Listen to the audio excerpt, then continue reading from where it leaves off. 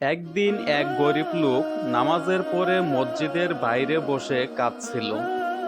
তার কাছে মাত্র 1 টাকা ছাড়া কিছুই ছিল না। এমন সময় পাশ দিয়ে এক বৃদ্ধ ফকির এসে বলল, ভাই সাদগা দাও, আল্লাহ তোমার দ্বারে রহমত পাঠাবেন। লোকটি একটু দ্বিধায় পড়ে গেল। এটুকুই তার শেষ সম্বল। তারপর সে কাঁদতে কাঁদতে এই 1টি টাকা ফকিরের হাতে দিয়ে বলল, এই টাকায় যদি আল্লাহ রাজি হন তাহলে আমার জীবনযাপন যেন সহজ হয়ে যায়। সেদিন রাতে ঘুমানোর আগে লোকটি দোয়া করে ঘুমিয়ে পড়ে। সকালে ঘুম ভাঙতেই সে দেখে তার এক পুরনো বন্ধু তার খোঁজে এসেছে, তাকে একটি দোকানে চাকরি দেওয়ার কথা জানাতে। কিছুদিনের মধ্যেই সেই চাকরি থেকে সে নিজের ব্যবসা শুরু করে।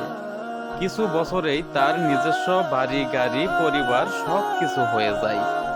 একদিন সে আবার ওই মসজিদে যায় এবং সেই ফকিরকে দেখে চোখের পানি চলে আসে। ফকিরের হাতে সে 1000 টাকার সাদগা দিয়ে বলে, হয়তো আমার সবকিছু শুরু হয়েছিল ওই 1 টাকার সাদগা দিয়েই।